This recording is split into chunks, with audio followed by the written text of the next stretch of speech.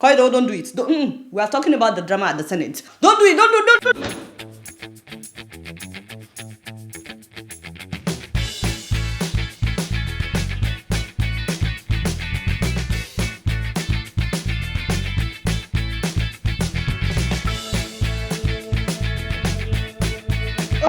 What's that?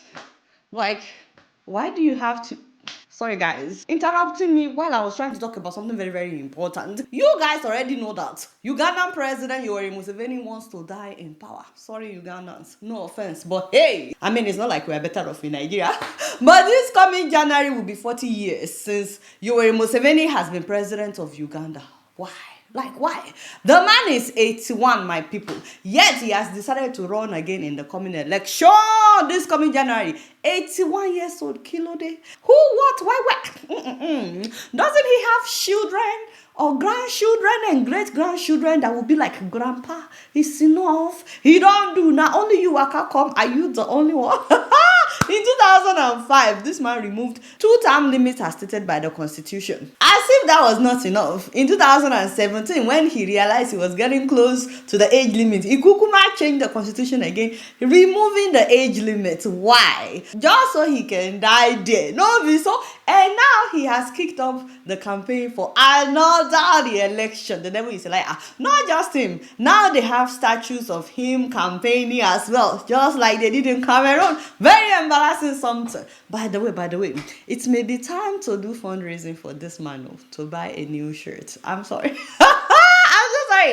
And I know that yellow is like the main color of his party, the National Resistance Movement. But it looks to me like this man in particular wears this same shirt every time we see him. It's just one plain yellow shirt like that. But you know the good news is Barbie Wine is also running again. Hey, go Barbie! My people, if you do not know Bobby Wine, who do you know? Bobby Wine is now 43 years old though. I know, he's been giving Yoweri Museveni a tough time for more than 10 years now. The journey ahead is difficult, and what makes it even more difficult is the fact that the regime is enforced by superpowers and the world's greatest democracies, including the United States of America. If General Museveni was just alone using Ugandan taxpayers' money to oppress us, we would fight and win the battle even much more easily. But we cannot fight against $1 billion every year that is being given to Uganda. This is a musician turned politician who has been giving Museveni a tough time for more than a decade. This man, Bobby Wine, is an inspiration when you get to know his story.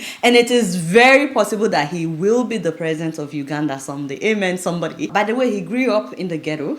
He had no dad, no mom, nobody to raise him. He basically raised himself, had to fend for himself from a very young age. A highly talented musician who sings about the situation of the country, calling out corruption and abuse in power by the leadership. And then the people asked him to be their representative as a member of the parliament from his district, and he agreed. And so he ran, he won the election, he became a lawmaker, fought tirelessly to prevent the president from changing the constitution. Not just him, so many other lawmakers as well. Fought to prevent the president from changing the constitution. We were reporting all that at the time while it was happening. This was in like 2016 and so on. So he's been speaking out against Museveni for a long time. There was a time that they shot his driver dead.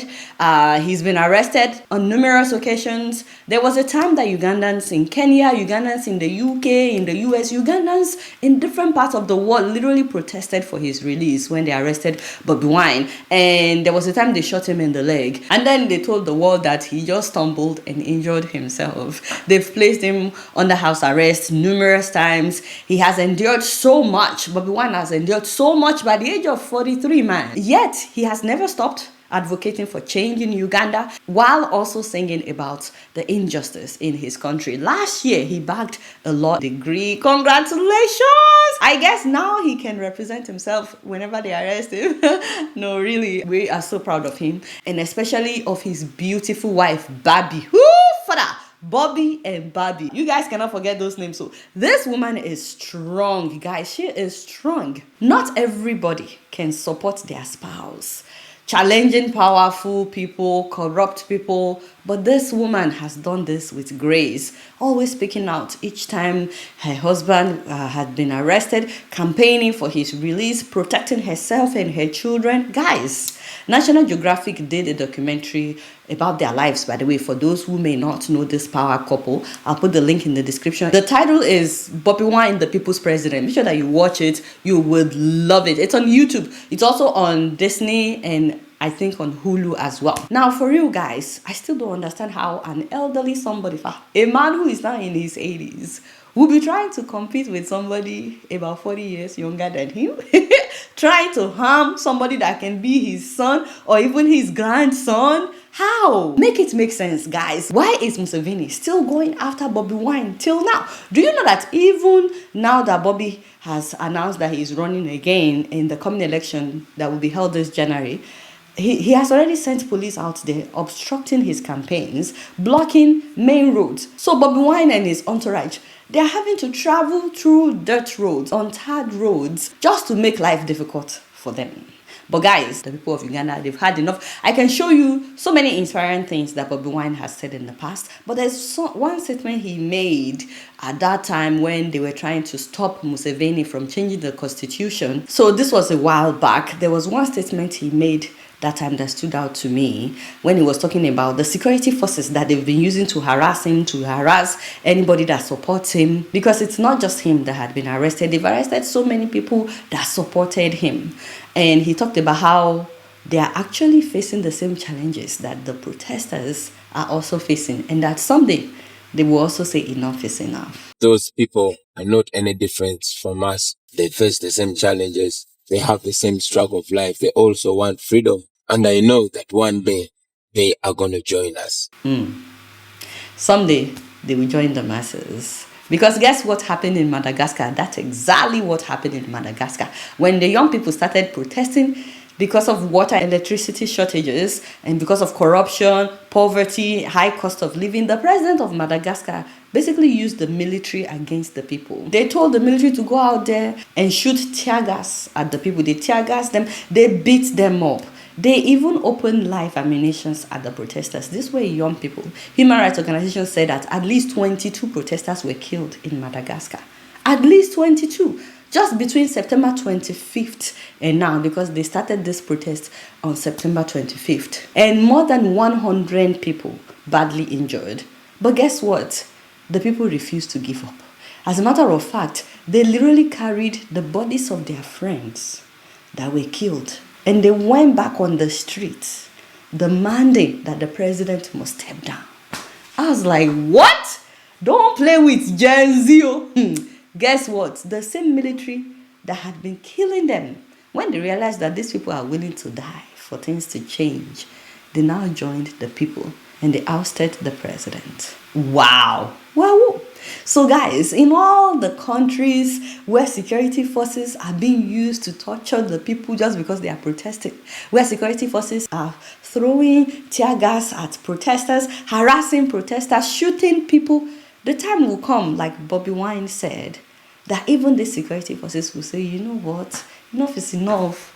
Let's join the people. They are fighting for all of us. I am not calling for a coup. I'm not advocating for a coup at all. On the contrary, I'm actually advocating for the military, the police, to stop harassing civilians, for demanding for a better life for all of us. I mean, if things get better, it won't just be for the civilians. It will be even for the military as well, for the police as well. So I am advocating for the military, for the police to stop harassing civilians, for protesting on their behalf since they cannot protest. I'm advocating that dictators, all these presidents that have overstayed, for them to step down in peace. Like Yoweri Museveni, for him to step down in peace. Like Paul Biya of Cameroon, for him to accept defeat and step down. Why should it take 2 weeks to announce the result of a presidential election? Can you imagine? We are still waiting on the official result of Cameroonian election.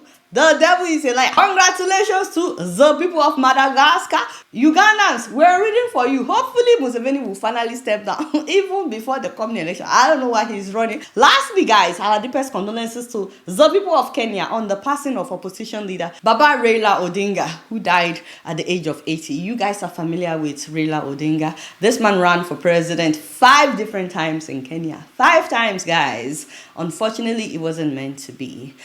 He died of heart attack in India, where he went for a medical treatment. May his soul rest in peace. For those of you who may be wondering, by the way, my jewelry, everything is from iceandgold.com. Extremely affordable. They are based in Atlanta, Georgia. Free shipping all over the US, and I believe they ship worldwide. And if you use the promo code Adeola, they give you 10% discount off of every item on their website. That includes this ring, by the way. $599 from iceandgold.com. Get this for your wife, for your mom, or your girlfriend. Oh shit! Hit that subscribe button if you're yet to follow me on Facebook, Twitter, Instagram, and TikTok. Oh, we were trying to talk about the drama at the Senate before. Oh, Father.